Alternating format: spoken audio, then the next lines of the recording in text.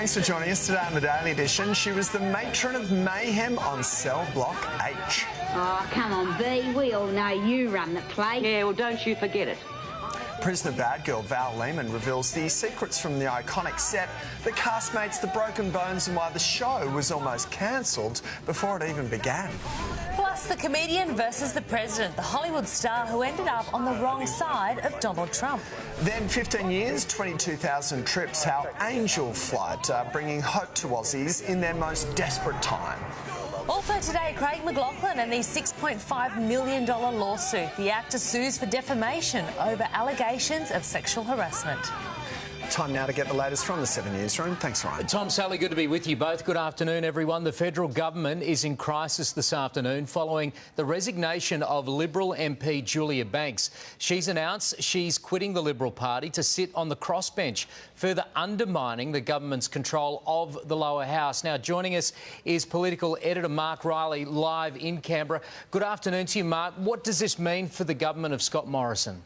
Good afternoon, Ryan. Well, it's a massive body blow, but not immediately fatal for Scott Morrison. Julia Banks was a first-term Liberal MP, the only Liberal, in fact, to win a seat from Labor at the last election. She'd already announced she wouldn't recontest for the Liberals at the next election after being bullied by the Victorian Party over her pre-selection and in the leadership spill. She strongly supported Malcolm Turnbull in that, and now she's abandoned the party for the crossbench. Importantly, she says she will still guarantee the government supply and confidence, which means this is not a constitutional crisis, at least not yet. Scott Morrison, though, does fall further into absolute minority now with just 73 of the 150 seats, including the Speaker, and Labor with 69 and now 8 crossbenches means Labor could gain the absolute majority of 76 votes needed in the House to debate motions that could change government policy on a range of issues, like making it accept New Zealand's offer to resettle the remaining children on Nauru, for example, and referring Home Affairs Minister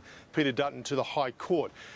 Not things that would in themselves bring the government down, but will make life very difficult for Scott Morrison. He will look weak and his government ineffective, right? Yeah, certainly a stunning development. The Prime Minister has announced an early budget. What do you think's behind that?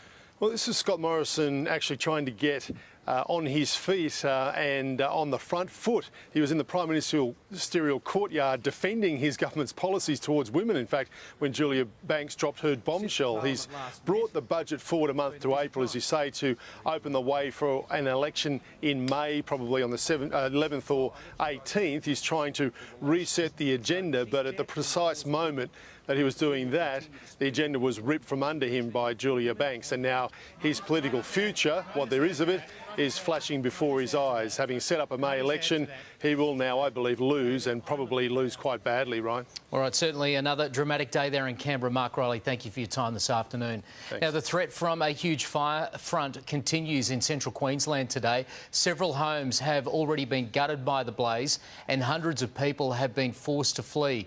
Joel Dry reports from Deepwater, north of Bundaberg.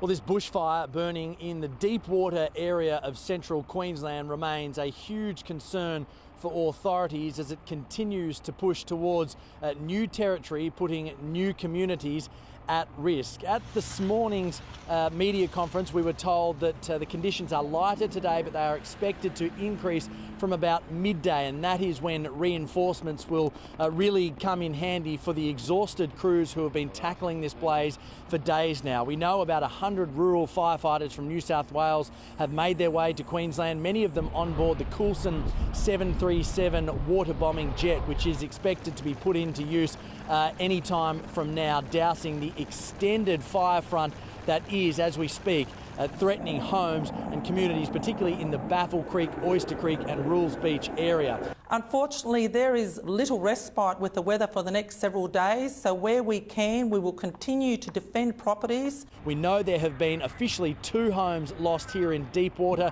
but authorities expect when they are able to get in and do damage assessment, that number will increase dramatically. At the moment, the key is containing the fire to make sure it doesn't push over roads, over creeks, which would extend its capacity to burn and damage more properties. And so there is a massive fight on the hands of the many hundreds of firefighters that are tackling this blaze as we speak in central Queensland.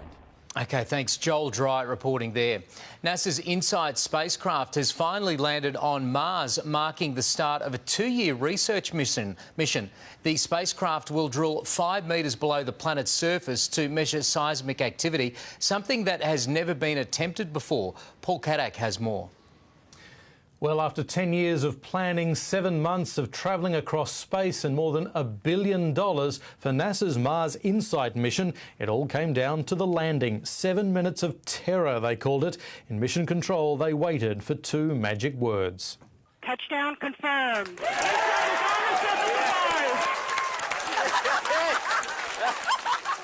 The lander had survived 1,500-degree temperatures entering the atmosphere. Its parachute and retro rockets worked as planned, slowing it down from 20,000 kilometres an hour. It confirmed the good news, sending back this picture of the surface of the red planet. I personally have to say the first day, the landing day, and these first couple of pictures of a place no human has ever seen before also remind us that in order to do science, we have to be bold and we have to be explorers. InSight's first job to deploy its solar panels to power this first mission to study the interior of Mars.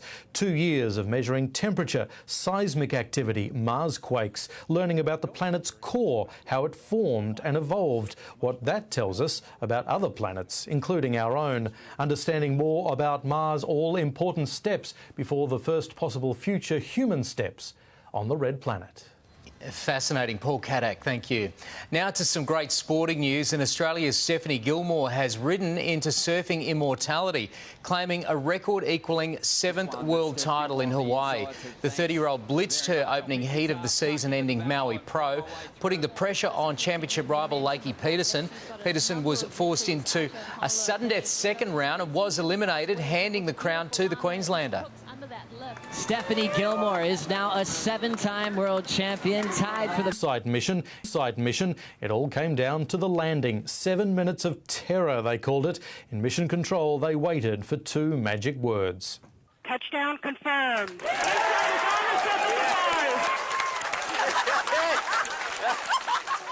The lander had survived 1,500-degree temperatures entering the atmosphere. Its parachute and retro rockets worked as planned, slowing it down from 20,000 kilometres an hour. It confirmed the good news, sending back this picture of the surface of the red planet. I personally have to say the first day, the landing day, and these first couple of pictures of a place no human has ever seen before also remind us that in order to do science, we have to be bold and we have to be explorers. InSight's first job to deploy its solar panels to power this first mission to study the interior of Mars. 2 years of measuring temperature, seismic activity, Mars quakes, learning about the planet's core, how it formed and evolved, what that tells us about other planets, including our own, understanding more about Mars' all-important steps before the first possible future human steps on the red planet.